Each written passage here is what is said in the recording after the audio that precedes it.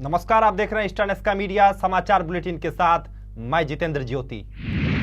अरुणाचल प्रदेश में all Arunachal Pradesh students union और सरकार के बीच बढ़ी तकरार। आपसू ने दी दोबारा कैपिटल बंद करने की धमकी। अरुणाचल प्रेस क्लब में हुई एक प्रेस कॉन्फ्रेंस में आपसू के महासचिव बीरू नासी ने सरकार से मांग की है कि उनके अध्यक्ष कामता लापुंग की तत्काल रिहाई की जाए और उनके अध्यक्ष पर हमला करने के लिए सब डिवीजन पुलिस अधिकारी को टर्मिनेट किया जाए। बीरू नासी ने ये भी कहा कि चाहे जो हो जाए वो अपनी मांगों से पीछे नहीं हटेंगे और अगर जल्द ही उनके अध्यक्ष की रिहाई नहीं की गई तो वो दोबारा कैपिटल बंद करेंगे। फिजिकली अटैक किया है तो हम जहाँ तक सोचता है कि आज आपसू प्रेसिडेंट को अटैक क्यों किया है, कल को दूसरा को मैंने कल किसी स्टूडेंट ऑर्गेनाइजेशन को आज आपसू प्रेसिडेंट को अटैक किया, कल को मैंने बाकी जो स्टूडेंट ऑर्गेनाइजेशन को लोग पूछेगा। दैट्स वाई हम लोग आपसू अंसू अपत्सू और जितना भी स्टूडेंट ऑर्गेनाइजेशन है इसको हम लोग जॉइनली हम लोग फाइट कर रहा है एंड इमीडिएटली टर्मिनेशन जो अभी जो SDPO ऑफ ईटानगर बस ऑल जितना भी स्टूडेंट ऑर्गेनाइजेशन आलसू अपत्सू अंसू आपसू हम जॉइनली हम लोग उसको फाइट कर रहा है। आज इसको क्यों अटैक किया? When the President Apsu was manhandled by the police and that too led by the SDPO Bongga Kamdung and he was seriously injured in the police station and till now he remains in detention. He's under judicial custody and so we are here to tell that on behalf of the President, what he has told me, I will quote the President as he has said to me, that there has been a rumor that APSU will be extending its band from tonight to again for another 2-3 days. बंद को कर देता है, कितना आम जनता को परेशान होता है। डेवलपमेंट को रोकना, डेवलपमेंट को मदद करना चाहिए, डेवलपमेंट को रोकने का काम करना हो तो अच्छा नहीं है। कोई पॉलिटिक्स हो सकता है, कुछ भी हो सकता है, ये तो गलत है। इसलिए आप लोग भी यहाँ का ईटानगर का सिटीजन है, वर्कर्स है, ये सबको साथ मत दिए। जो गलत काम करने वाला का साथ कभी नहीं देना है। अरुणाचल प्रदेश के कैपिटल कॉम्प्लेक्स में स्थगित की गई इग्नू परीक्षा। आपसू द्वारा बंद के चलते यह परीक्षा को स्थगित करना पड़ा। 25 जून को अरुणाचल के कैपिटल कॉम्प्लेक्स में Indira Gandhi national open university की परीक्षा होनी थी, लेकिन आपसू द्वारा किए गए बंद की वजह से इग्नू के रीजनल डायरेक्टर को परीक्षा रोकनी पड़ी।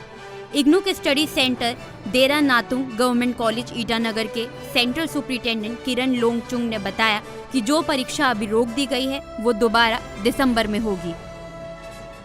MS 43 है और BSc 066 है, MES 042 है, CS 70 है और MNR E 015 है। तो इन ऑल टोटल 9 पेपर्स का एग्जाम था मॉर्निंग को। नई दिल्ली स्थित स्कोप कॉम्प्लेक्स के मिर्जा गालिब हॉल में श्रम और रोजगार मंत्री नरेंद्र तोमर के साथ सभी राज्यों के श्रम मंत्रियों व अधिकारियों के साथ बैठक संपन्न हुई। श्रमिकों के वर्तमान स्थिति पर हुई चर्चा।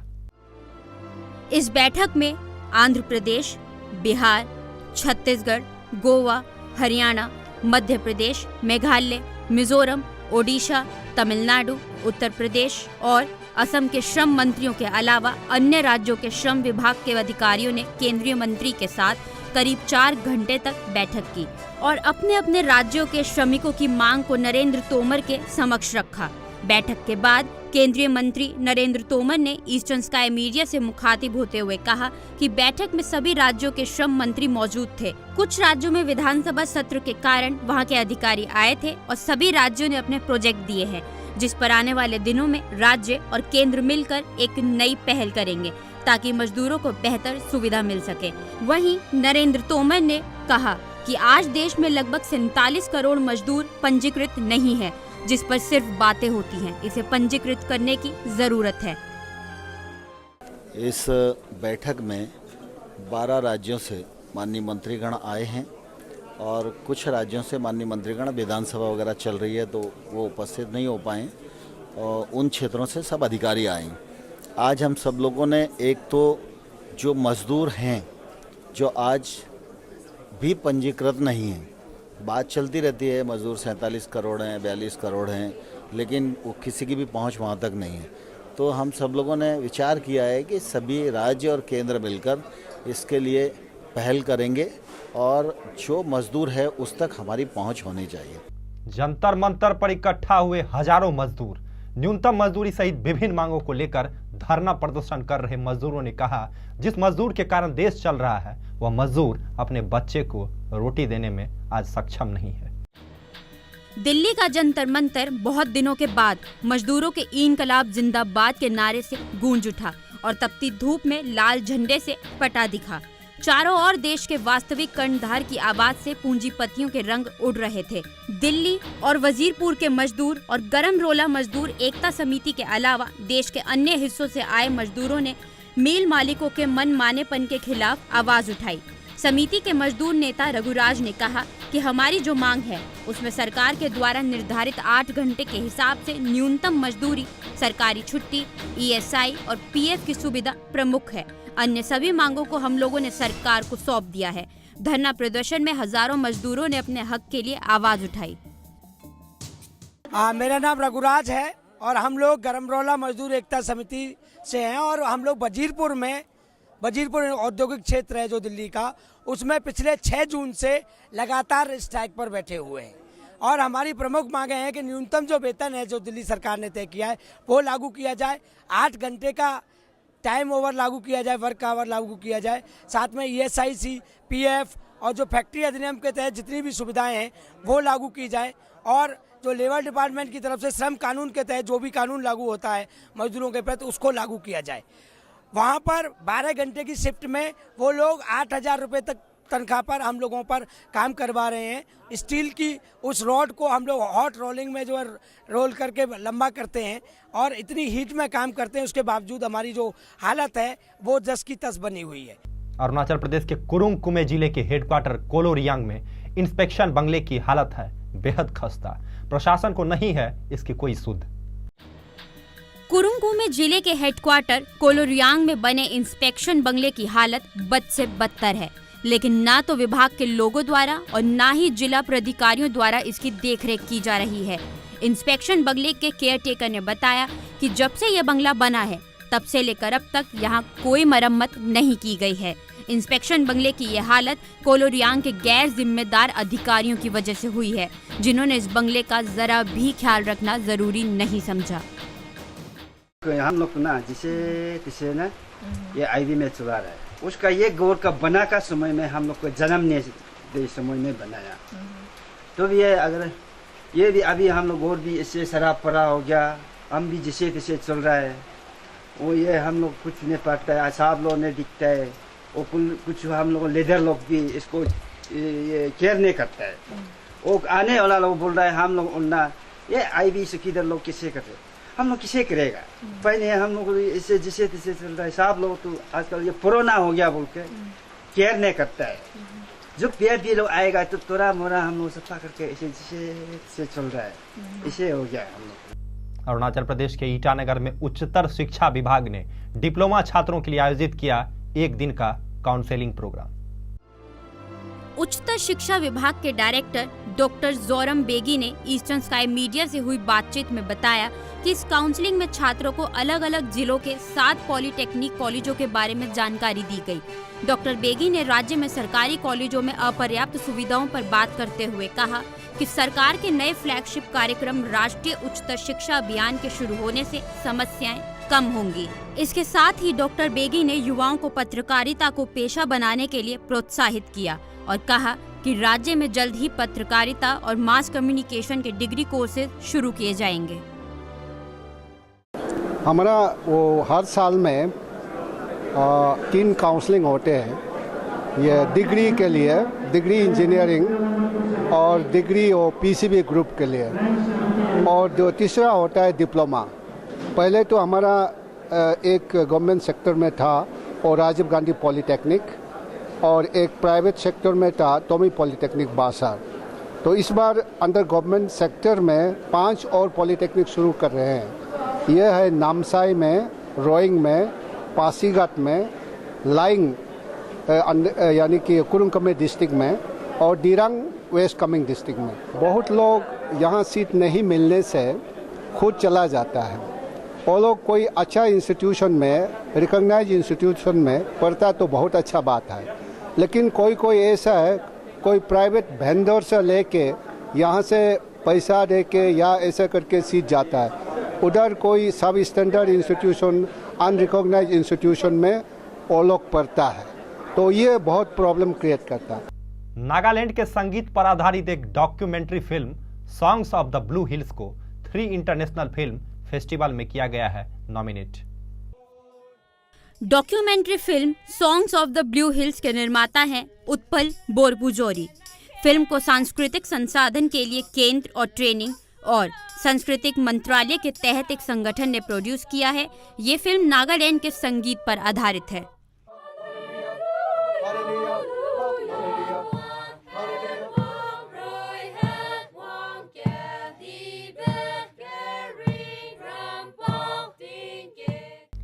अरुणाचल प्रदेश में बनी documentary film rhododendron hunting nominate हुई ग्रीन ऑस्कर पुरस्कार 2014 में। Documentary film rhododendron hunting Lovita JR Morang ने बनाई है।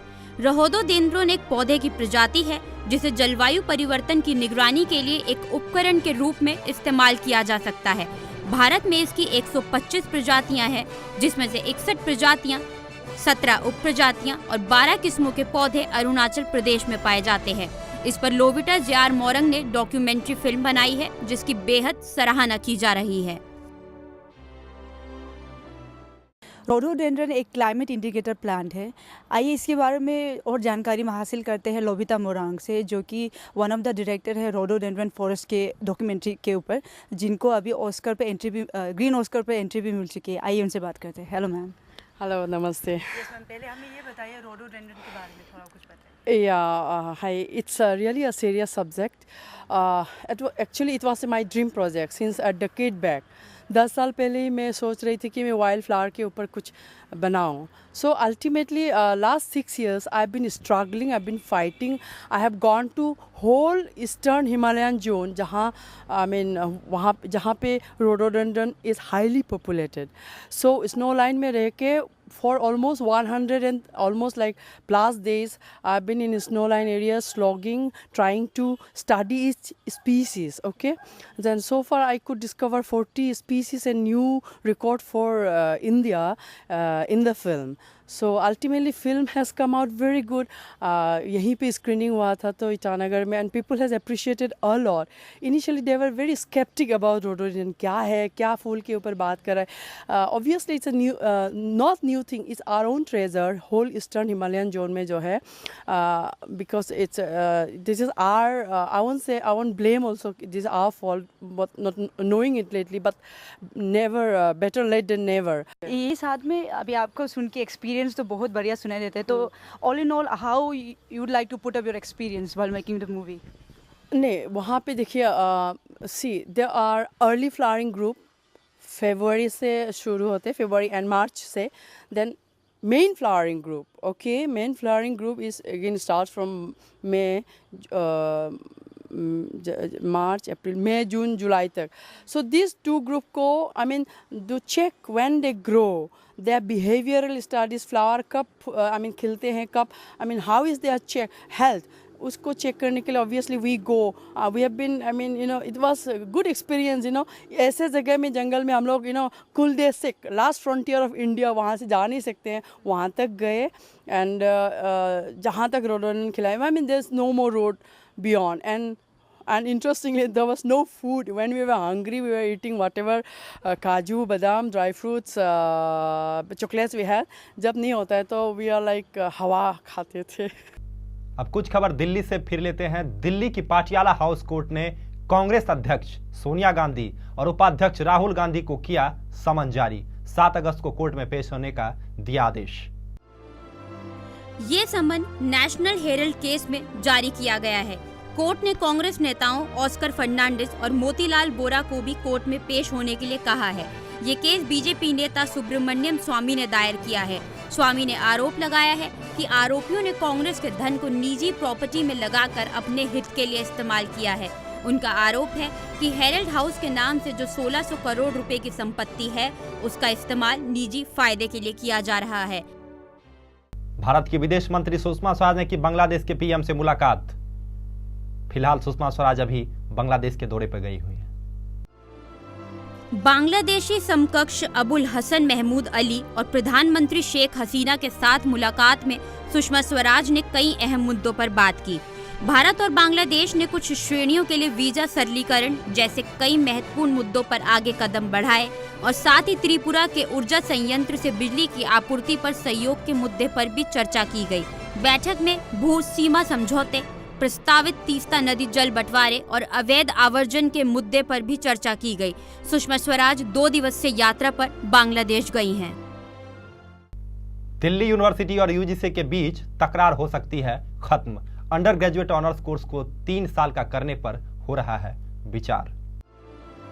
दिल्ली यूनिवर्सिटी और यूजीसी के बीच तकरार को लेकर डीयू के पीआरओ मलय नीरव ने कहा कि एफवाईयूपी में कुछ बदलाव करके अंडर ग्रेजुएट ऑनर्स कोर्स को 3 साल का करने पर विचार हो रहा है। उन्होंने बताया कि यूजीसी को अपना प्रस्ताव भेज दिया गया है। साथ ही उन्होंने ये भी कहा कि अगर यूजीसी उनका प्रस्ताव मानती है तो दाखिले की प्रक्रिया जल्द ही शुरू कर दी जाएगी। यूजीसी के प्रस्ताव पर कल बैठक होने वाली थी, लेकिन किसी कारणवश वो बैठक टल गई। The university is of the opinion that given the situation where admissions are being delayed, hence this blended proposal submitted by some eminent personalities to the UGC and DU may provide the necessary way forward. This proposal entails admitting all students to a 3-year undergraduate course with honors and will therefore also obviate the need to call for fresh registrations. BJP अध्यक्ष पद के लिए संघ ने लगाई अमित शाह के नाम पर मुहर। 28 जून को हो सकता है इसका ऐलान। प्रधानमंत्री नरेंद्र मोदी के करीबी अमित शाह का बीजेपी अध्यक्ष बनना लगभग तय माना जा रहा है। बताया जा रहा है कि संघ ने भी शाह के नाम पर अपनी मुहर लगा दी है और बजट सत्र से पहले 28 जून को इस बारे में औपचारिक ऐलान किया जा सकता है।